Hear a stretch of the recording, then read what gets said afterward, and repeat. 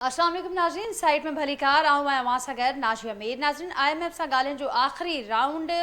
आहे। उन खां सवाइ महांगाई जे तूफ़ान सां गॾोगॾु कुझु इहे बि इतला साम्हूं अचनि पिया त न रुॻो गैस पर बिजली पिणु जुलाई वारे महीने में महांगी करण जूं तयारियूं थियनि पियूं। उन हवाले सां फ़ैसिलो पिणु थी चुको आहे। उन खां सवाइ नाज़रीन, अव्हांखे यादि हूंदो त हीउ जेको वीकेंड गुज़रियो, हिकिड़ी अफ़सोसनाक ख़बर साम्हूं आई। मीर अली नाज़रीन चौकी ते हमिलो थियो हो दहशतगर्दनि जो, जंहिंमें 6 फ़ौजी जवान शहीद थिया हुआ ऐं उन खां सवाइ नाज़रीन 6 दहशतगर्द बि मारिजी विया हुआ। अॼु उत्तर वज़ीरिस्तान में फोर्सिस ऑपरेशन कयो आहे ऐं फोर्सिस जे ऑपरेशन जे नतीजे में मीर अली वारे हमले में मुलविस जेको दहशतगर्द जो कमांडर हो, उन समेत नाज़रीन जेके दहशतगर्द आहिनि उहे मारिजी विया आहिनि ऐं उन सां गॾोगॾु 8 ॿुधाया पिया वञनि, जिन जो तादादु ऐं उन खां सवाइ असांखे नज़र अचे पियो त पॉलिटिकल फ्रंट ते हिकु पासे जेका इतिहादी हुकूमत आहे उन्हनि अंदरि पिणु मुख़्तलिफ़ मामलनि ते इख़्तिलाफ़ ऐं ॻाल्हियूं मामला नज़र अचनि पिया। पाकिस्तान पीपल्स पार्टी ऐं मुस्लिम लीग नून आम्हूं साम्हूं नज़र अचनि पिया। निष्कारीअ वारो मामिलो आहे जंहिं ते पाकिस्तान पीपल्स पार्टी पंहिंजो मौक़िफ़ इहो रखंदी आई आहे। इलेक्शन खां अॻु बि ऐं इलेक्शन खां पोइ बि त असीं चाहियूं था त पब्लिक प्राइवेट पार्टनरशिप जे ज़रिए इन मामलनि खे ठीकु करे सघिजे थो, पर मुस्लिम लीग नून उन ते मुख़्तलिफ़ राय रखे थी। इन वक़्तु इहो ॼाणायो पियो वञे त जॾहिं असां सिटिंग कंदासीं त पोइ इन मामलनि खे फर्दर अॻियां वधाईंदासीं, पर हिन वक़्तु ताईं सूरत हाल इहा ई साम्हूं अचे पई त ॿई इन नुक़्ते ते मुतफ़िक़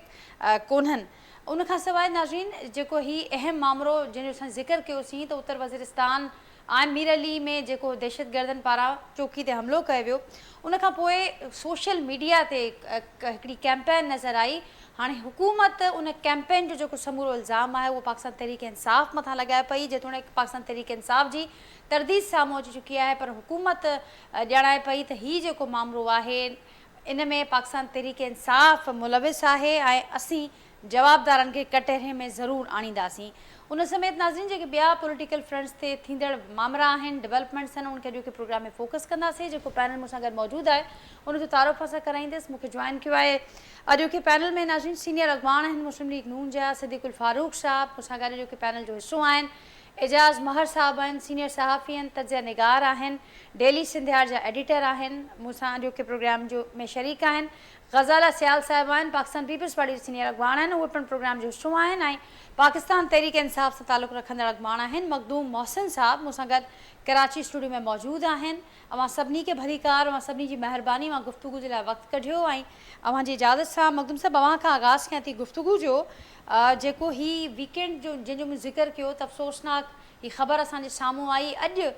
फोर्सिस जे ऑपरेशन में 8 दहशतगर्द मारिजी विया आहिनि, पर उन विच में जेको हिकिड़ी कैंपेन वारो जेको मामिलो साम्हूं आयो ऐं हुकूमत इहा ॻाल्हि सिधी सही करे पई त पाकिस्तान तहरीक इंसाफ़ उन में इन्वॉल्व आहे, उनजी टीम उन पुठियां आहे, उन समूरी मुहिम जे पुठियां ऐं जवाबदारनि खे कटहरे में ज़रूरु आणींदासीं। तरदीद साम्हूं अची वई आहे, पर छा तरदीद ताईं हीउ मामिलो रहंदो या पाकिस्तान तहरीक इंसाफ़ फर्दर उन मामले ते सोचे पई कुझु हिकमत अमली? बिस्मिल्लाह रहमान रहीम। पहिरीं ॻाल्हि त मैडम, कॾहिं बि पाकिस्तान तहरीक इंसाफ़ या ॿी का बि पॉलिटिकल जमात ईअं न चाहींदी त असांजे मुल्की इदारनि जो नुक़सानु थिए।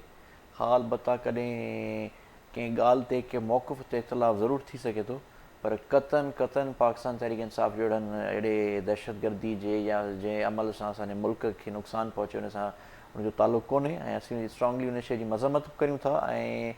जेको बि माण्हू उन में मुलविस आहे XYZ उन ते कार्रवाई थियणु खपे, इन्वेस्टिगेशन थियणु खपे। असीं पहिरीं चवंदा 9 मई वारे वाक़े में जेके बि मुलविस आहिनि उन ते बि कार्रवाई थिए। जिन इदारनि ते इहो हमला कया, जिन कया, इवन भले उहे उन्हनि जे थी सघे थो असांजी पार्टी जा कुझु वर्कर्स हुजनि, पर अगरि जो असांजा वर्कर्स बि आहिनि उन्हनि ते उहा कार्रवाई थियणु खपे। मुल्क सभिनी खां पहिरीं आहे ऐं असीं सम्झूं था त अहिड़नि अमलनि सां बाक़ी हुकूमत अगरि या हुकूमत जी जो को इंडिविजुअल अगरि ईअं पॉलिटिकल पॉइंट स्कोरिंग तहत अगरि ईअं करणु चाहिनि था त इन्हनि शयुनि सां को फ़ाइदो कोन्ह थींदो। छो त जेको बयानियूं इन्हनि ठाहिण जी कोशिशि कई 9 मई खां पोइ बि अवाम 8 फरवरी ते रद्द करे छॾियो। हींअर बि अगरि अहिड़े तरीक़े जा हीअ सम्झनि था त हाणे अवाम में असीं वञण जी पोज़ीशन में आहियूं कोन्ह ऐं हाणे अहिड़े ई तरीक़े सां कंहिं बि तरीक़े सां असीं पर हीअ जेके अहिड़े टाइप जा वाक़िया थियनि था इन में असां सम्झूं था सभिनी पॉलिटिकल स्टेक होल्डर्स खे हिकिड़े पेज ते अची, छो त हीअ मुल्क जी ॻाल्हि आहे ऐं हीअ दहशतगर्दी खे कतन कॾहिं को बि का बि पॉलिटिकल मखदूम साहब हिते शक जो इज़हार कोन पई करे ऐं जिन पारां ही बयान साम्हूं अचे पियो अता तारड़ साहब हू ज़ाहिर सुसमा वारा वज़ीर आहिनि त हू पॉलिसीज़ बयानु पिया ॾियनि हिन हुकूमत जो त ही मामिलो आहे, उन में जेका इन्वॉल्वमेंट आहे उहा PTI जी आहे, हाणे असीं जवाबदारनि खे कठेड़ में आणींदासीं। ॾिसो तारड़ साहब जी ॻाल्हि खे संजीदा त शायदि कुझु माण्हू वठनि था, असीं त केतिरो संजीदा कोन था वठूं। बाक़ी हुननि जूं जेके कॉन्ट्रोवर्शियल, जीअं असांजे पार्टी में वटि जेका इंफॉर्मेशन मिनिस्टर हूंदो हो पोइ लास्ट टाइम फवाद चौधरी साहिबु, उन जी ॻाल्हि खे बि अपोज़िशन वारा एतिरो संजीदा न वठंदा हुआ उन ज़माने जा। त इहे त हिकिड़ा हमेशह जेके हा को अलबत्ता को क्रेडिबल माण्हू ॻाल्हि करे हा, या जंहिंजी का क्रेडिबिलिटी हुजे हा, भले उहो हुकूमती धुर मां हुजे हा, त उन शइ जी इंपॉर्टेंस जी ऐं सम्झो त इहा शइ इंफॉर्मेशन मिनिस्टर जे अंडर नथी अचे, इहा शइ इंटीरियर मिनिस्टर जे अंडर अचे थी। अगरि जे इंटीरियर मिनिस्ट्री को अहिड़ो बयानु ॾिनो आहे त पोइ उन ते सोचणो पवंदो, उन ते ॻाल्हाइणो पवंदो। बाक़ी हाणे ज़ाहिर आहे पॉलिटिकल मुखालिफ़ त हुई इन ॻाल्हि जी तरफ़ अहिड़ी तरह तरह जूं ॻाल्हियूं करे इंतिशार फैलाइण जी कोशिशि कंदा। बाक़ी न्यूट्रल इन्वेस्टिगेशन थियणु खपे। अगरि जे हिन में को बि मुलविस आहे, भले बलबत असांजे पार्टी सां वाबस्ता छो न हुजे, उन ते बिल्कुलु कार्रवाई थियणु खपे। असीं उनजी स्ट्रांगली मज़म्मत कयूं था। दहशतगर्दी खे कतन नथो जस्टिफाई करे सघे। ठीक है सिद्दीकुल फारूक साहब, किसी तौर दहशतगर्दी के मामलात को जस्टिफाई नहीं किया जा सकता और ये बहुत बड़ा मामला। लेकिन अब ये जो एक नई डिबेट हमारे सामने है, इसको कैसे ये हुकूमत जस्टिफाई करेगी, या ये जो बर्डन ऑफ प्रूफ होगा वो किस पर होगा? पाकिस्तान तहरीक इंसाफ होगा, वो तो तरदीद भी कर रहे हैं, मजम्मत भी कर रहे हैं। बिस्मिल्लाहिर्रहमानिर्रहीम। बात यह है कि मैं मखदूम साहब का एहतराम अपनी जगह रखते हुए नहायत अफसोस से कहूँगा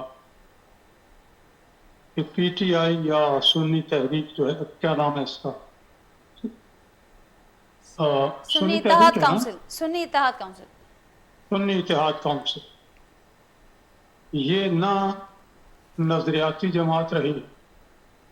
न उसूली जमात है, न ये जमहूरी जमात है,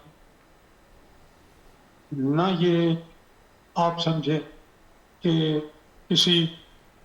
आइन और कानून को फॉलो करती है। सुबह कुछ है, शाम को कुछ है, गिरगिट की तरह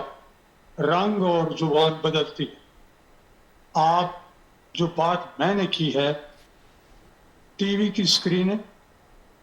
अखबारात के सफ़हात और सोशल मीडिया इस बात का गवाह है। बलूचिस्तान में एक मेजर जनरल और कुछ और हमारे फौजी हेलीकॉप्टर के हादसे में शहीद हुए। उस पर इनका रद्द अमल गायब नहीं हुआ, मौजूद। क्या रद्द अमल था? अभी इनका क्या रद्द अमल है?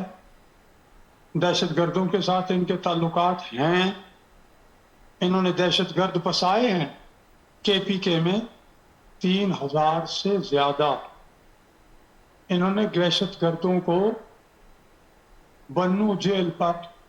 हमला करने दिया। वो को 300-350 किलोमीटर से चल के आए और आके वहां अपने बंदे छुड़ा के ले गए।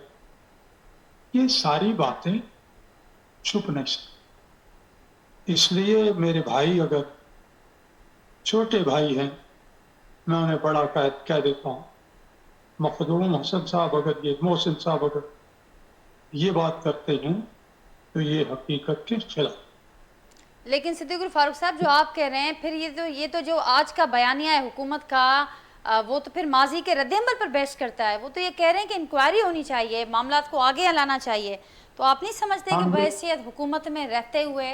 हुकूमत को कोई भी इल्ज़ाम या कोई भी बात करने से पहले उसकी इंक्वायरी मुकम्मल होनी चाहिए? क्योंकि माजी में भी हमने देखा कि बेशतर मकामात पर इल्ज़ामात ज़रूर लगाए गए, लेकिन फिर वो बातें साबित नहीं हो सकी। एक इसका सियासी पहलू है, एक इसका कानूनी पहलू है। सियासी पहलू पे तो हम इनके जो ये कहेंगे उसका जवाब तो हमें देना पड़ता है और फौरी देना पड़ता है। ठीक। जहाँ तक उसका कानूनी पहलू है, जो बात आप कह रही, बिल्कुल ये हुकूमत की जिम्मेदारी है कि वो इस पर जो मैंने बातें की हैं, एक हक़ाइक़नामा जारी करे कि किस दिन PTI के किस लीडर ने क्या बयान जारी किया। ये सारी बातें सामने आ जाएंगी और मैं जो बात अर्ज कर रहा हूँ निहायत अदब के साथ बिल्कुल दुरुस्त साबित हो। दूसरी बात यह है कि जैसे भी हो, मैं ये समझता हूँ कि हम लोगों को पाकिस्तान के मफादात पर किसी भी लिहाज से कंप्रोमाइज नहीं करना चाहिए। एक साहब कहते हैं कि जो IMF के दफ्तर के सामने मुजाहरा किया गया वो ठीक है, और ये बात और कोई नहीं कहता, बानी PTI है। लेकिन जो फौज के खिलाफ नारे लगाए गए हैं, मुझे मालूम नहीं वो एक ही जगह ये दोनों बातें होती हैं। मुजाहरे में जो बातें IMF के वाले से होती हैं और जो फौज के खिलाफ, एक पे वो कहते हैं मुझे कोई नहीं पता। ठीक। जैसे मुझे तो डॉलर की कीमत का नहीं पता, मुझे तो TV स्क्रीन से पता चला, असद उमर ने नहीं बताया। इसी तरह से ये बात, लेकिन इनका जो मौजूदा चेयरमैन है वो उसकी तस्दीक करता है और वो कहता है ये ठीक नहीं है। इसलिए आप पाकिस्तान के हवाले से, रियासत पाकिस्तान के हवाले, पाकिस्तान जो हमारा मादर वतन है, हमारी माँ है, उसके हवाले से क्लियर हो जाएं। और ये जो मौक़िफ़ आप सुबह शाम इख्तियार करते हैं, कभी कहते हैं कि इन्हें इक़्तिदार देने से बेहतर था कि पाकिस्तान पर एटम बम गिरा दिया जाता। पाकिस्तान पर एटम बम गिराने की बात कौन? इमरान। ये कुछ छोटी बात, कुछ मामूली बात है ठीक। पाकिस्तान पर एटम बम गिराना। ठीक, तो आप ये कह रहे हैं सिद्दीकुल फारूक साहब के, और उसका जवाब हम लेंगे मखदूम साहब से। मेरे साथ गजाला सयाल साहबा भी आ चुकी हैं लाइन पर, एजाज मर साहब भी शो में मौजूद हैं। गज़ाल साहब, आवाज़ छा चवणु चाहींदो जेको मामलो इन वक़्तु नज़र अचे पियो, शहीदनि जी तौहीन वारी मुहिम पुठियां ही हुकूमत इल्ज़ाम लगाए पई त पाकिस्तान तहरीक इंसाफ़ इन में इन्वॉल्व आहे, उनजे पुठियां आहे समूरी कुझु रिथाबंदी कंदड़ में, जॾहिं त PTI उनजी मज़म्मत बि करे पई, तरदीद बि करे पई ऐं इन जी शइ जो मुतालबो बि करे पई त इन मामले जी इंक्वायरी थियणु घुरिजे। माज़ीअ में केतिरा ई भेरा असां ॾिठोसीं त इल्ज़ाम ज़रूरु लॻा पर बाद में साबित न थी सघिया त हे एॾे वॾे नोईअ जी जेके मामला साम्हूं अचनि था ऐं उन में मुल्क दुश्मनीअ जा, मुल्क सां ग़द्दारीअ जा सर्टिफिकेट बि ॾिना वञनि था, त इहे अव्हां सम्झो पिया त ज़रूरु इन्हनि शयुनि इल्ज़ामनि खां पहिरियां उनजी हिकिड़ी प्रॉपर इंक्वायरी थियणु ज़रूरी हुजे थी। गज़ल साहिब, मुंहिंजो आवाज़ वहां थी पहुचे पियो, ॿुधो पिया मूंखे? जी बिल्कुल नादिया। जी गज़ल साहिब, वालेकुम अस्सलाम। जी गज़ल साहिब। तव्हां मूंखां सवाल पे पुछो? जी गज़ल साहिब। तव्हां मूंखां सवाल पुछो ते जो जेको 9 मई वारी ॻाल्हि पियो कयो न, जेको हाणे रीसेंट जेको ही मामलो साम्हूं अचे पियो, असीं ॾिठोसीं त वीकेंड ते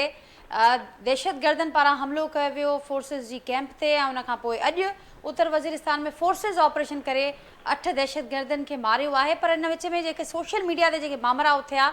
ही हुकूमत इल्ज़ाम लॻाए पई जंहिंजो अवां बि हिसो आयो त पाकिस्तान तहरीक इंसाफ़ उनजे पुठियां आहे। हाणे इनखे साबित कीअं कंदी ही हुकूमत? न ॾिसो नादिया, पहिरीं ॻाल्हि त असांजे मुल्क में कई सालनि खां दहशतगर्दी हले पई। मां सम्झां थी असांजा फौजी जवान जेके सरहदनि ते बीठा आहिनि ऐं जेको इल्ज़ाम जेका तहक़ीक़ात थींदी रही आहे, जेके पसगर्दा आहिनि असांजा मुल्क आहिनि जे हिंदुस्तान जे लाइ ऐं ॿिया जेके आहिनि मुल्क, उन्हनि जे हवाले सां ॻाल्हियूं कयूं आहिनि। बाक़ी मां नथी सम्झां त बिल्कुलु इंक्वायरी कराई वञे त पंहिंजो कोई जेको 9 मई वारो वाक़ियो थियो त उहो त अफ़सोसनाक वाक़िया हुया, पर अहिड़ी इन लेवल ताणी जेके असांजी सियासी पार्टियूं आहिनि पंहिंजे फौजी नौजवाननि सां इन्हनि सां दहशतगर्दी जो मां नथी सम्झां त एतिरे हद ताणी वञी पहुचंदा, छो जो इहो अफ़सोसनाक वाक़िया आहिनि। मां हुनजी तमामु घणी मज़म्मत थी कयां त असांजा नौजवान शहीद थिया आहिनि, फौजी जेके कैप्टन बि आहिनि ऐं उहे शहीद थिया आहिनि। बहरहाल असांजे मुल्क में तव्हां पाण ॾिठो आहे त कई सालनि खां दहशतगर्दी हली रही आहे ऐं उन ते असांजी हुकूमतनि खे जेके बि अचनि थियूं उन्हनि खे कंट्रोल करणु घुरिजे। ख़ासि तौर ते मुशर्रफ जे दौर में जेको दहशतगर्दी वधी हुई ऐं अफ़गानिस्तान ऐं इहे जेके मामला हुया, उन्हनि हवालनि सां मां सम्झां थी उहे बाक़ाइदा इंक्वायरी कई वञे ऐं इहे बि पहलू ॾिठा वञनि त आख़िर असांजे मुल्क में दहशतगर्दी जो अञा ताईं जेको हले पियो ख़तमु छो न थियो आहे ऐं उनखे ख़तमु थियणु घुरिजे ऐं इहे सभु पार्टियूं चाहे PTI हुजे चाहे पीपल्स पार्टी हुजे चाहे नवाज़ लीग हुजे चाहे MQM हुजे जेके असांजे मुल्क जूं पार्टियूं आहिनि वॾियूं उन्हनि खे वेही सोचणु घुरिजे ऐं इहा दहशतगर्दी ख़तमु थियणु घुरिजे हाणे असांजे मुल्क मां छो जो असांजा नौजवान बेगुनाह असांजा नौजवान फौजी जवान असांजा मारिया पिया वञनि ऐं असांजो जेको पाकिस्तान जो जेको मां सम्झां थी सरहदनि ते ऐं ख़ौफ़ में असां हरू भरू गुज़ारियूं त उन ते वेही सभिनी खे सोचणु घुरिजे ठीकु पर उहो वेही करे सभिनी खे सोचणो तॾहिं जॾहिं अवां चइबो सभिनी खे गॾु वेही करे सोचणो पवंदो हिकिड़ी पार्टीअ मथां त इल्ज़ाम हणो था त उहा पार्टी कीअं शामिलु थींदी ऐं कीअं गॾिजी वेंदी एजाज साहब अव्हां कीअं ॾिसो पिया हिन मामले खे केसि ताईं वेंदे ॾिसो पिया माज़ीअ में केतिरा ई भेरा असां अहिड़ा मिसाल असांखे मिलनि था ॾिसो पहिरीं ॻाल्हि त इन बुनियादी सवाल खे सम्झणु घुरिजे असांखे त पाकिस्तान जे सिक्योरिटी जे मामलनि में सियासतदाननि या उन्हनि जी केतिरी अथॉरिटी रही आहे त इन जो जेकॾहिं असीं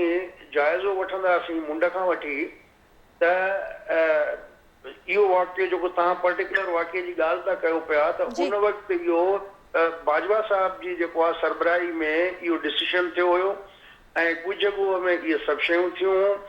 ऐं उन ते पोइ नून लीग ऐं पीपल्स पार्टी वारनि एतिराज़ वारियो हो जंहिंखां पोइ पार्लियामेंट खे ब्रीफिंग ॾिनी वई ऐं इन पॉलिसी जे बारे में सॼी पार्लियामेंट खे एतमाद में वरितो वियो जंहिंखां पोइ इहो मामिलो थियो हाणे इहो त सभिनी खे ख़बर आहे त भई खणी दौर त PTI जो हुयो पर फ़ैसिलो त बाजवा साहिब जो हुयो त उनजी जांच बि थियणु घुरिजे ऐं इहो बि ॾिसणु घुरिजे त जेको पेशावर में जेको आर्मी पब्लिक स्कूल ते अटैक थियो उनजो जेको जवाबदार हो एहसानुल्लाह एहसान उनखे कंहिं फरार करायो त मक़सदु चवण जो त खोड़ सारियूं इहे शयूं आहिनि जंहिंजी इन्वेस्टिगेशन प्रॉपर थियणु घुरिजे ऐं जेके बि ज़िम्मेवार आहिनि उन्हनि खे सज़ा मिलणु घुरिजे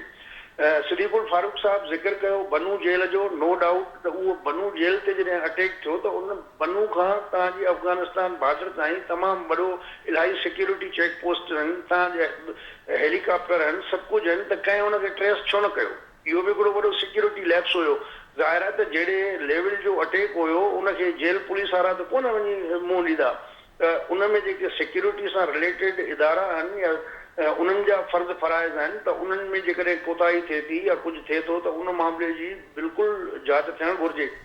त ही जेके बि मामला आहिनि इन में ईअं थो लॻे त ॼण कुझु धुरियुनि जो इहो हिकिड़ो वार बिज़नेस वारो जीअं हिकिड़ो तासुरु आहे त उहो ॼण लॻे थो त इन सां ॼण कंहिंजा मफ़ाद वाबस्ता आहिनि सो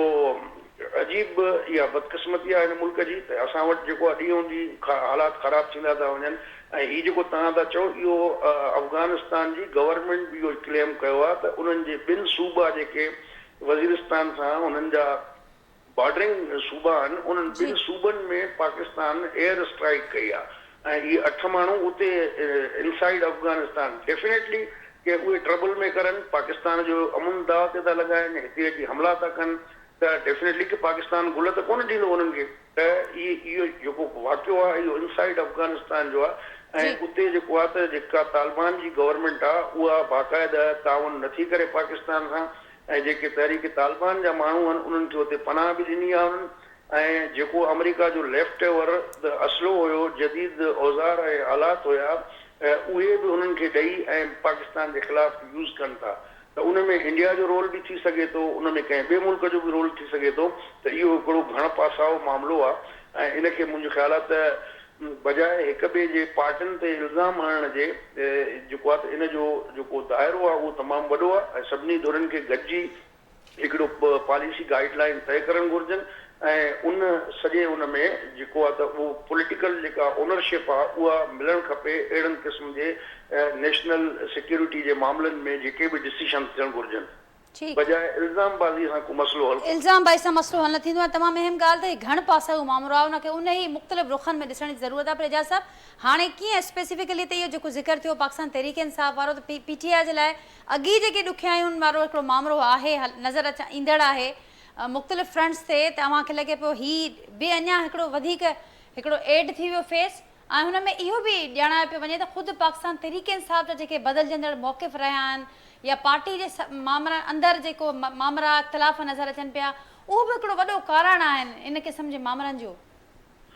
डेफिनेटली ऐं हिन महिल ताईं अञा बि कोशिशि कई पई वञे खोड़ जेके PTI जा पॉलिटिकल फेसिस आहिनि उहे हिते अची जेके इक़्तिदार जा धणी आहिनि उन्हनि सां जेके ॻाल्हियूं था कनि त उते हिकिड़ियूं ॻाल्हियूं करे था वञनि पर उन्हनि ते वरी जॾहिं इमरान ख़ान नथो मञे पियो त ज़ाहिर आहे हू बि पंहिंजी बेवसीअ जो मुज़ाहिरो कनि था त मां सम्झां थो त इहो घणो अरसो इहो तरीक़ो हली कोन सघंदो छो त इमरान ख़ान साहिबु अञा ताईं बि जेको आहे त कंहिं मामले ते चाहे उहो नेशनल इंट्रस्ट हुजे या कुझु बि हुजे उन ते कंप्रोमाइज़ करण जे मूड में न आहे ऐं हू सोलो फ्लाए करणु थो चाहे रेज़िस्ट करणु थो चाहे पियो ऐं ॾिसणो इहो आहे त हुनजी जेका इहा हिकिड़ी न खेॾांगे न खेॾणु ॾियांगे वारी जेका पॉलिसी आहे त उन में उनजी जेके जमात जा माण्हू आहिनि उहे केतिरी हद ताईं साथ ॾियनि था सो ही रमज़ान में चवनि पिया असां तहरीक हलाईंदासीं या रमज़ान खां पोइ तहरीक हले थी त उन में हिननि जो इहो ॾिसणो पवंदो त हीअ केसि ताईं वेंदा मूंखे जेको लॻे थो त अञा वधीक हिन में ग्रुपिंग थींदी ऐं भञडा थींदी PTI में ऐं इमरान ख़ान सां जेको उनजो मौक़िफ़ आहे उन ते शायदि घणा माण्हू न बीही सघनि। मखदूम साहब कुझु ऐड कंदो हिन में कुझु रिस्पॉन्ड करणु चाहींदो छाकाणि त जेके मौक़िफ़ वारा आहिनि मेनली जेके टे असांखे डेवलपमेंट्स नज़र आयूं सुन्नी इतिहाद काउंसिल में शमूलियत वारो मामिलो उन खां पोइ असां ॾिठोसीं त रिसेंटली शहबाज शरीफ़ साहब ऐं अली अमीन गंडापुर साहब विच में मुलाक़ात ऐं IMF जे ऑफिस ॿाहिरां एहतजाज टिनी ते अलॻि अलॻि मौक़े मामला नज़र आया पार्टी जे मुख अॻवाननि जा। ॾिसो मैडम तव्हांखे अॻे बि अर्ज़ु कंदो आयो आहियां त नेशनल डायलॉग जी तरफ़ वञिणो पवंदो असांखे ॻाल्हियुनि जी तरफ़ वञिणो पवंदो असांखे डेडलॉक खां निकिरणो पवंदो ऐं KPK जो चीफ मिनिस्टर अगरि प्राइम मिनिस्टर सां मिलियो आहे तव्हां सम्झा थो हुनखे पहिरीं मिलणु खपंदो हो बाक़ी पॉलिटिकल पॉइंट स्कोरिंग करण खां पासो करणु खपे जीअं स्टार्ट में सिद्दीक़ुल फारूक साहिबु चयो ऐं उन्हनि खे इलाही इज़त एतिराम सां ॾिसां थो ऐं उन्हनि जे लाइ इलाही एतिराम आहे पर ॾिसो इदारनि ते रुॻो असां कोन्हे ॻाल्हायो अगरि तव्हां सभिनी पॉलिटिकल पार्टियुनि जी अगरि तव्हां हिस्ट्री कढो त कॾहिं हमांगी रही आहे कॾहिं इख़्तिलाफ़ात रहिया आहिनि अॼु खां 4 साल 5 साल पहिरीं गुजरांवाला जलसे में मियां नवाज़ शरीफ़ साहिबु जेका लैंग्वेज इस्तेमालु कई उहा सभिनी जे साम्हूं आहे पर कंहिं हू ॼाणाइनि थियूं त कंहिं पार्टीअ IMF खे ख़त न लिखियो आहे कंहिं पार्टीअ वञी करे एहतजाज कोन कया आहिनि त मुल्क जी ऑडिट थिए या इमदाद बंदि कयो या मामला बंदि कयो ही बि अव्हांजी मुख़ालिफ़ ॾिसो IMF वारो ख़त अगरि तव्हां वटि आहे मूं पढ़ियो आहे सॼो ख़त तव्हां भले हुनखे दुबारा घुराइजो उन में किथे बि ईअं कोन्हे लिखियलु त मुल्क खे कर्ज़ो न ॾियो उनखे लिखियलु आहे त ही कुझु तहफ़ुज़ात आहिनि छो त IMF जे वफ़द जॾहिं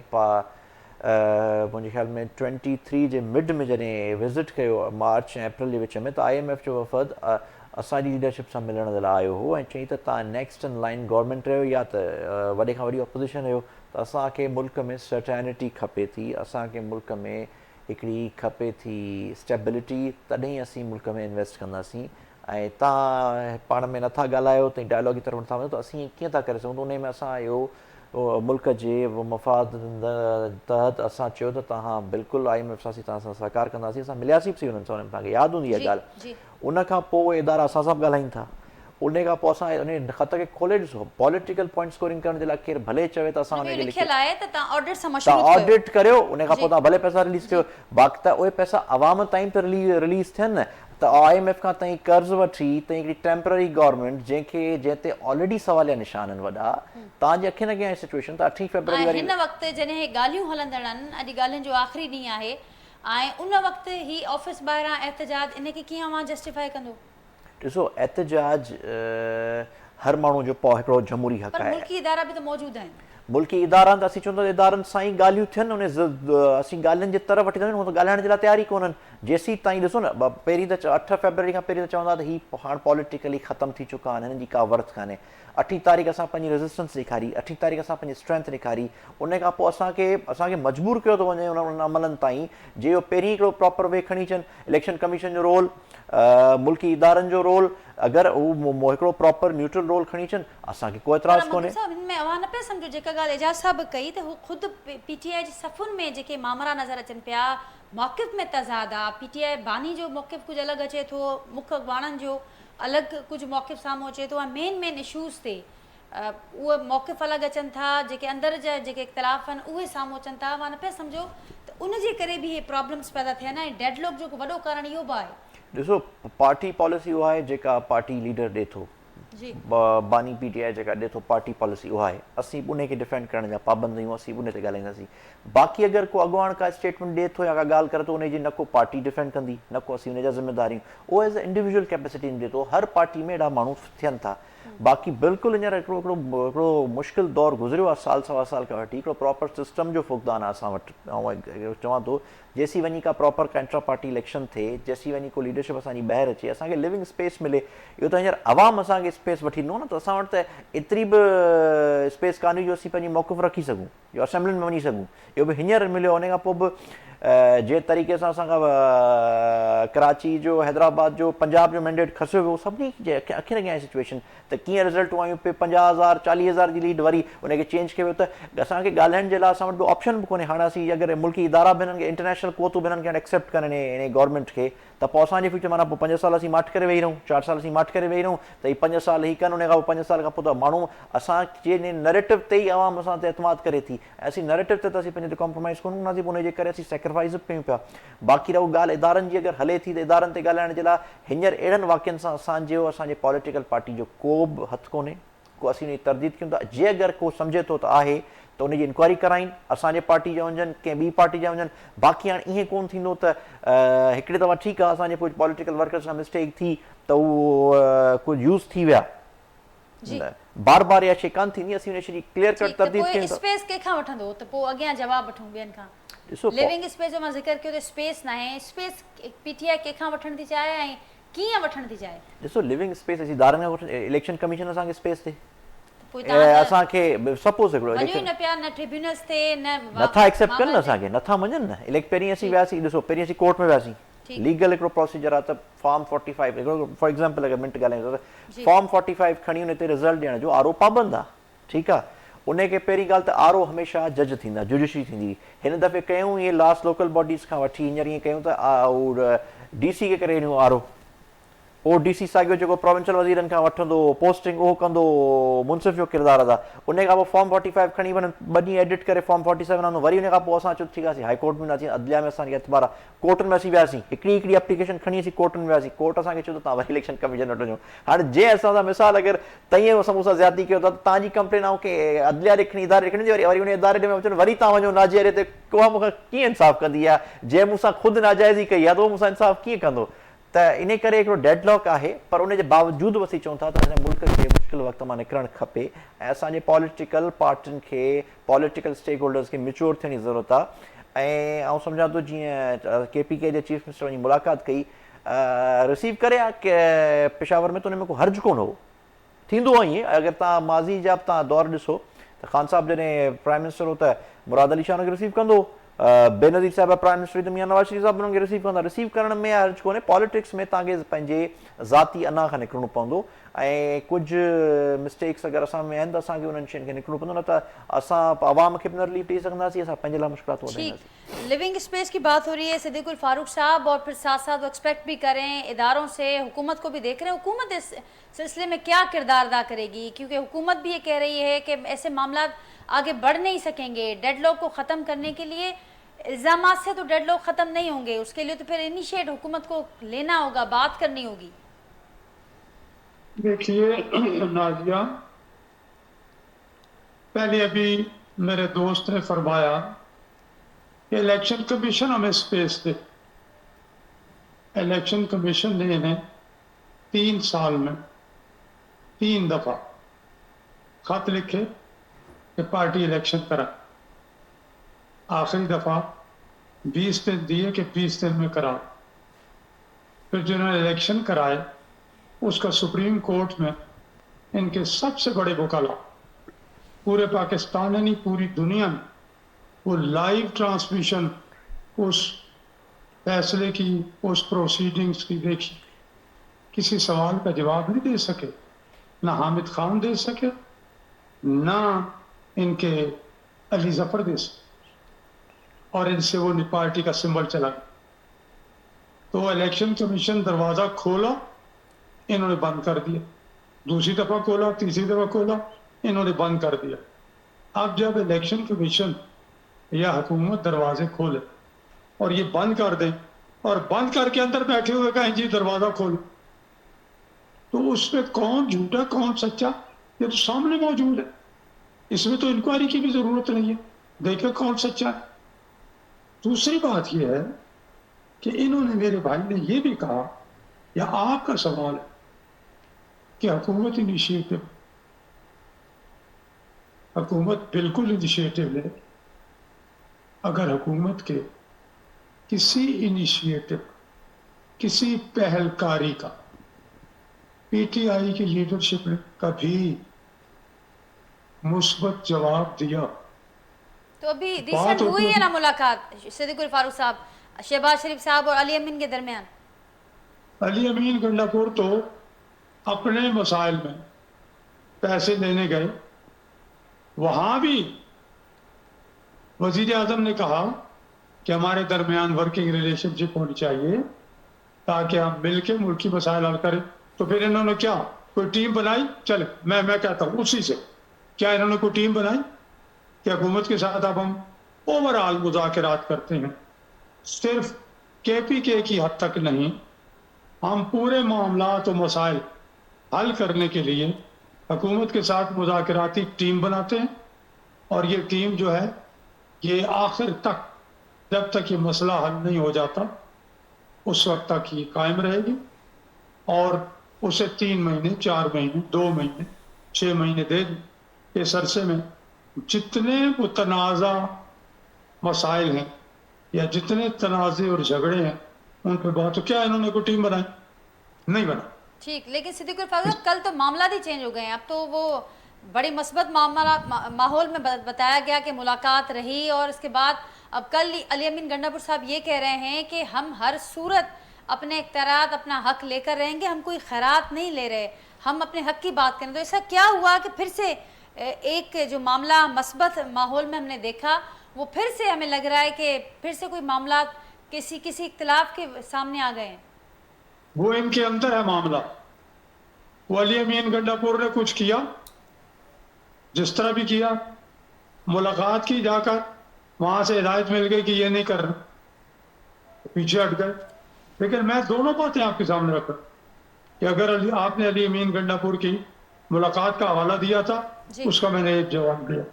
دوسری آپ نے بات آپ سامنے رکھی، میں اس کا جواب دے رہا ہوں کہ یہ ان کا معاملہ، علی امین گنڈا پور کا ایک بیان، علی امین گنڈا پور کا ملاقات پارٹی کے بانی کے ساتھ ملاقات کے بعد بیان، تو یہ تو پی ٹی آئی کے اندر ہے نا۔ شہباز شریف صاحب نے تو ابھی کوئی بیان نہیں بدلا، انہوں نے تو کہا چلے آئے مل کر کرتے ہیں۔ دوسری بات، میرے بھائی نے یہ کہا کہ پی ٹی آئی نے یا عمران خان نے کبھی کمپرومائز نہیں کیا ملکی مفادات پر۔ اچھا بھائی، واقعی کمپرومائز آپ نے نہیں کیا۔ آتے ہی وہ سی پیک جس کو سب پاکستان کے لیے گیم چینجر کہتے تھے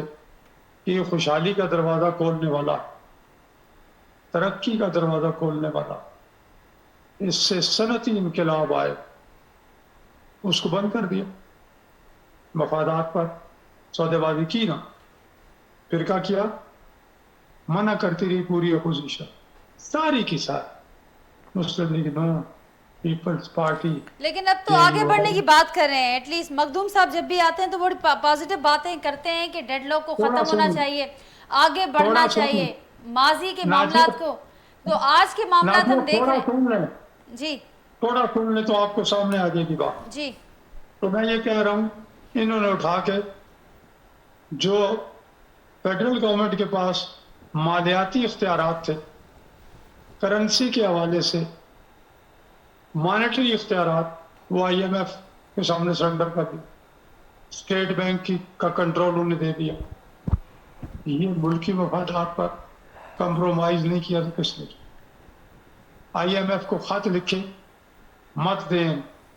अब IMF को दोबारा खत लिखा, न दें। IMF के दफ्तर के सामने मुजाहरा किया। ये मुल्क की मफादात पर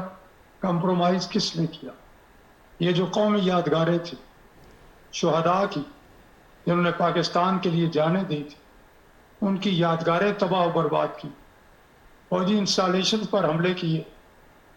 ये सौदेबाजी नहीं जवाब दीजिए मैडम। जी जिससे चले इंडिया को जवाब कुछ ले किया। लेते हैं सिद्दीकुल फारूक साहब, फिर आगे बढ़ना है मुझे। जी मखदूम साहब। मैडम आप जरा दोहराएं। जी जी जी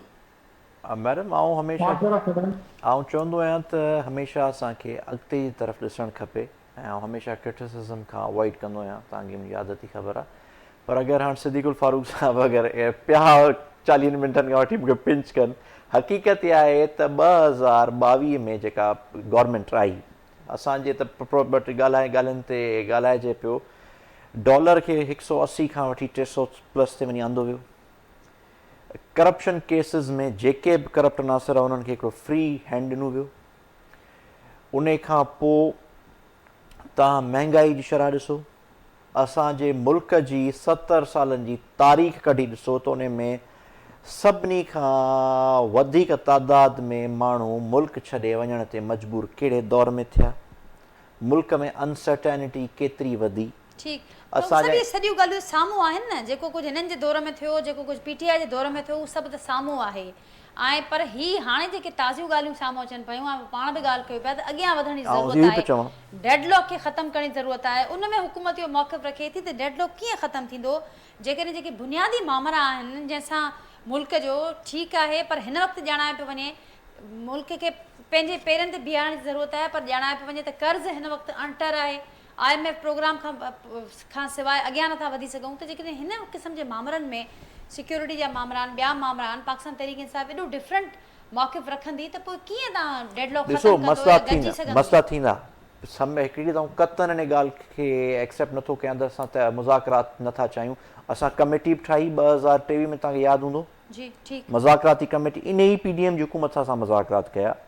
पोइ न कामयाबु न थी सघिया या न थिया, हिकिड़ी अलॻि ॻाल्हि आहे, पर ठाहिया। हींअर बि चीफ मिनिस्टर सां वारो वञी मिलियो प्राइम मिनिस्टर सां। हींअर बि हिकिड़ो प्रॉपर संजीदा माण्हुनि सां जे हिकिड़ी कमेटी ठाहिनि, असीं बि कमेटी ठाहियूं था, उन तहत हिकिड़ो प्रॉपर थिए, पर उन में तव्हां ट्रांसपेरेंसी ॾींदो न, ठीकु आहे IMF सां डील थिए, पर उन खां पोइ आवाम खे छा आउं चवां थो हींअर अगरि पहिरीं किस्त जारी थियण खां पोइ इंशाल्लाह थींदी जारी, ठीकु आहे, उन बि अप्स एंड डाउन्स आहिनि, असांजो मुल्क हमेशह बरक़रार रहंदो ऐं मुल्क इंशाल्लाह बहितरी तरफ़ वेंदो, पर उन खां पोइ वॾियूं मुश्किलातूं ईंदियूं आवाम खे। छा कहिड़ी वजह आहे जो तव्हां ॾिसो न, पीपुल्स पार्टी वारा समझदार आहिनि, पॉलिटिकली मिच्योर आहिनि, बावजूदि हिन जे त मुंहिंजा उन्हनि सां शदीद इख़्तिलाफ़ात आहिनि, पर हींअर सोचे सम्झी उन्हनि मेन स्ट्रीम वज़ारतूं कोन्हनि वरितियूं। इन जे करे त हिननि खे ख़बर आहे त जेको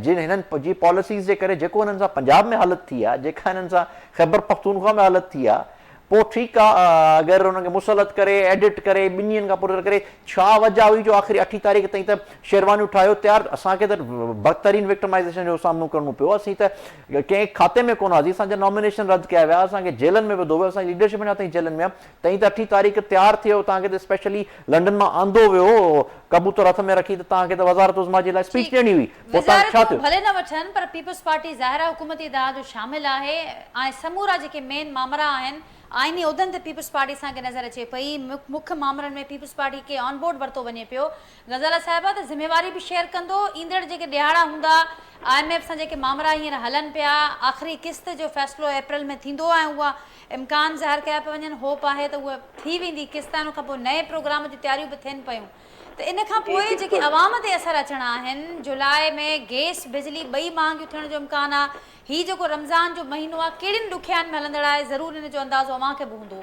पीपल्स पार्टी खे ज़िम्मेवारनि में बि गॾु बीहंदी मुस्लिम लीग नून सां गॾु? जी बिल्कुलु नाज़िया, जीअं तव्हां मोहसिन ॻाल्हियूं कयो, मां ॿुधो, मां पहिरीं ॻाल्हि त इलेक्शन जी जेका मां हिन जो जवाबु बाद में ॾींदमि। इलेक्शन में जेके असांजा ऑफिसर्स हुया, DC ऐं ROs ऐं जेके बि हुया कमिश्नर DC, जुडिशरी असांजो जवाबु ॾेई छॾियो त असां इलेक्शन में न बीहंदासीं, RO वग़ैरह सां न थींदासीं, छो जो हुननि खे 2018 जो जेको एक्सपीरियंस हो, इन करे हुननि जवाबु ॾेई छॾियो। उन जे बावजूदि असांखे उन्हनि खे इलेक्शन कराइणी हुई, इलेक्शन कमीशन खे, ऐं असांजा जेके ऑफिसर्स हुया डिस्ट्रिक्ट लेवल जा, उन्हनि सपोर्ट कई ऐं ख़ुदा करे इलेक्शन थी वई। ऐं जेको कुझु थियो इलेक्शन में पार्टियूं असांखे बि ग्रीवेंसिस आहिनि, त जिथे असांजो ईअं न आहे त तव्हांखे KPK में तव्हां खटियो त तव्हां हुते दांधली न थी आहे, बाक़ी ॿियनि जॻहनि ते दांधली थी आहे, ईअं न आहे। बाक़ी जेका तव्हां IMF जी ॻाल्हि पिया कयो, ॻाल्हियूं हलनि थियूं। ऐं महांगाई, नाज़िया महंगाई त इमरान ख़ान जे दौर में बि महांगाई हुई ऐं हर वधंदे पेट्रोल वधाईंदा हुया, उन जे दौर में बि असां मौसम खे ख़बर आहे त या त घटि करे ॾींदा या वधाईंदा त वधीक वधाए छॾींदा हुया। त पेट्रोल जूं कीमतूं ऐं गैस जूं ऐं बिजली जूं इहे कीमतूं हर दौर में वधियूं आहिनि। ईअं न आहे की इमरान ख़ान जे दौर में न वधियूं आहिनि। जॾहिं इमरान ख़ान स्टेज ते बीही 2014 में जेको बीही ऐं बिल ठाहींदो हुयो, उन जे पोइ उहो जॾहिं वज़ीर आज़म थियो, छा उन बिजली जा अघु ऐं गैस जा अघु ऐं पेट्रोल जा अघु उन्हनि अचनि शर्त छा घटि कया हुया? न, ईअं न हुयो। ऐं महांगाई उन दौर खां बि वधंदी रही पर अवां सम्झो पिया त अवाम इहा जस्टिफिकेशन क़बूल कंदो हाणे हिन वक़्तु त, छाकाणि त पोइ गुज़िरियल दौरनि में बि महांगाई रही, मामरा रहिया, इन करे हाणे हिन वक़्तु बि जेकॾहिं आहे त पोइ उनखे ईअं ई क़बूल कयो। नाणे वारा वज़ीर साफ़ चई चुका आहिनि त ॾुखियो वक़्तु आहे, ॾुखिया फ़ैसिला आहिनि, पर इन ॾुखी सूरत हाल में अवाम खे रिलीफ ॾियण जा जेके वाइदा कुझु थियल हुआ उहे असांखे मंशूरनि में बि नज़र आया, असांखे मुख़्तलिफ़ स्पीचिस में बि नज़र आया, उन्हनि जो छा थींदो? हाणे कोशिश कई थी वञे, हुकूमत बि शहबाज शरीफ़ जी हुकूमत पंजाब में ॾिसो, सिंध में ॾिसो त अवाम जे लाइ वॾा पैकेजिस ऐं सब्सिडीज़ ॾिनियूं वयूं आहिनि। त बाक़ी हाणे इन हवाले सां जेके मां अॻु में बि ॻाल्हि कई, जीअं त एजाज़ महर ॻाल्हि कई, ऐं वज़ीर आज़म बि बार बार चए थो शहबाज शरीफ़ माण्हुनि ते बोझ आहे ऐं गैस जो ऐं बिजली जो बाक़ाइदा चोरी थियनि था, उहो अहसासु आहे हुकूमत खे। त मां सम्झां थी वरी बि उहा ई ॻाल्हि थींदी। असेंबली में PTI जा मेंबर बि आहिनि, पीपुल्स पार्टी जा बि आहिनि ऐं नवाज़ शरीफ़ जा नून लीग जा बि आहिनि, वज़ीर आज़म आहिनि। हाणे इहे जेके सूरत हाल जीअं दहशतगर्दी आहे, जीअं महांगाई आहे, इन ते बि वेही तव्हां पाण में असां पाण में वेही जेसिताणी वेही लाहे अमल तयारु न कंदासीं, पॉलिसी न ठाहींदासीं, त असांजो अवाम जेको आहे वाक़ई पिसजे थो ऐं महांगाई में पिसजे थो। अवाम हिकिड़ी मानी खाइण जे लाइ वीचारो परेशान आहे। त उन जे लाइ असां सभिनी खे वेही हाणे सोचणु घुरिजे। बाक़ी इहो आहे त एहतजाज करे IMF जा असां IMF जा फंड या IMF जी मीटिंग या उनजे इदारे जे साम्हूं वञी एहतजाज कयूं, उन सां कोई फ़ाइदो न थींदो। अवाम जी भलाई जे लाइ, अवाम जे बहितर जे लाइ, पाकिस्तान जे बहितर मुस्तक़बिल जे लाइ असांखे हाणे बार बार इहे ॻाल्हि था चऊं त असांखे हाणे वेहणो पवंदो ऐं उनजे लाइ कोई लाहे अमल तयारु करणो पवंदो। ठीकु, एजाज़ साहब, आख़िर में अवां वटि त हर को पार्टी इहा ॻाल्हि करे पई त असांखे गॾिजी वेहणो पवंदो ऐं पोइ असांखे अवाम जे लाइ जेके अवामी मसइला आहिनि उन्हनि जो को हल ॻोल्हणो पवंदो। एहसासनि ताईं मामिरो महदूद ॾिसो पिया या कुझु ईंदड़ का बहितरी अव्हांखे का होप नज़र अचे पई? उनजो तव्हां अंदाज़ो इन ॻाल्हि मूं लॻायो त तव्हां जेको मंशूर जो ज़िक्र कयो त हुन में बिलावल साहिब 300 यूनिट ताईं बिजली फ्री करण जो ऐलान कयो, मरियम साहिबा 200 यूनिट ताईं बिजली फराहम मुफ़्त ॾियण जो ऐलान कयो। त हाणे जंहिं कंडीशन में मुल्क बीठो आहे, माना कर्ज़ ॾियण लाइ को तयारु कोन्हे को, अहिड़े माहौल में तव्हां उन्हनि वाइदनि ते कीअं अमल कंदव? त इहो मां सम्झां थो त ॾाढो ॾुखियो मामिलो आहे। अञा वधीक अवाम जे लाइ ॾुखियाइयूं ईंदियूं ऐं इहा सभिनी पार्टियुनि खे नज़र अचे पई त जेको ही ईंदड़ वक़्तु आहे उहो माज़ीअ जी भेट में तमामु वधीक ख़राबु हूंदो, तमामु वधीक ॾुखियाई वारो हूंदो ऐं अवाम ते अञा एडिशनल टैक्सेशन थींदी, इनडायरेक्ट टैक्सेशन थींदी ऐं माण्हुनि जो जेको आहे त जीअण जंजाल थींदो। त ओड़े माहौल में जेका बि गवर्नमेंट हूंदी, गवर्नमेंट जे अलायंस में शामिलु हूंदी जेके धुरियूं, उन्हनि सभिनी जी जेको आहे त को हुननि जे लाइ नेकनामी कोन थींदी। माण्हू त बाक़ाइदा पिटनि था, हाणे बि पिटनि था पिया उन्हनि खे, पर हिननि वटि को अहिड़ो रोड मैप कोन्हे को जंहिंसां क्लियर कट का शइ नज़र अचे। छो त ही तव्हां ॾिठो त जेको प्रेसिडेंट साहिबु चयो त मां पघार न वठंदुसि, वरी इंटीरियर मिनिस्टर चयो मां बि न वठंदुसि। त भई तव्हां पघारूं नथा वठो त तव्हां प्रोटोकॉल त घटि कयो पंहिंजो। हिकिड़ी गाॾी तव्हांजी मिनिस्टर निकिरे थो, 10 गाॾियूं हुन सां गॾु थियूं हलनि पियूं, उन ते तव्हां कंप्रोमाइज़ करण लाइ तयारु कोन्हे के। तव्हांजो सरकारी गाॾियूं जेको आहे घणियूं आहिनि मुल्क में, पूरे फेडरल गवर्नमेंट ऐं हुननि जूं ॾिठी वञे उन्हनि खे घणो तेल थो मिले पियो त इहो अर्बन में त उन्हनि ते तव्हांखे कट लॻाइणा पवंदा तव्हांखे रिफॉर्म्स करणा पवंदा सिर्फ़ जेको आहे त बाक़ी ईअं त आवाम के लिए हम जो है आसानियां पैदा करे कहाँ से आसानियां पैदा कीअं कंदो माना आसमान तो लहंदियूं छा ठीक असाननि जे लाइ ज़रूरी आहे को रोड मैप ऐं ज़ाहिर आहे त हुकूमत हुजे थोरी ऑपोज़िशन हुजे जेकॾहिं रुॻो बयाननि सां कमु हलंदो रहियो त पोइ अवाम हुननि खे मोट में छा ॾींदो उहो कंहिंजे लाइ बि अंदाज़ो लॻाइणु हुनजो मुश्किल न आहे एॾा सभु वरी महिरबानी मुंहिंजी मखदूम मोहसिन साहिबु सिद्दीकुल फारूक साहिबु ग़ज़ाला सियाल साहिबा ऐं सभिनी वक़्तु ॾिनो जेके प्रोग्राम लाइ नाज़रीन पंहिंजे फीडबैक खां असांखे ज़रूरु आगाह कजो वरी सुभाणे मां सां मुलाक़ात थींदी सेम टाइम ते नए मौज़ू ऐं महिमाननि सां गॾु तेसिताईं ॾींदा इजाज़त अल्लाह हाफ़िज़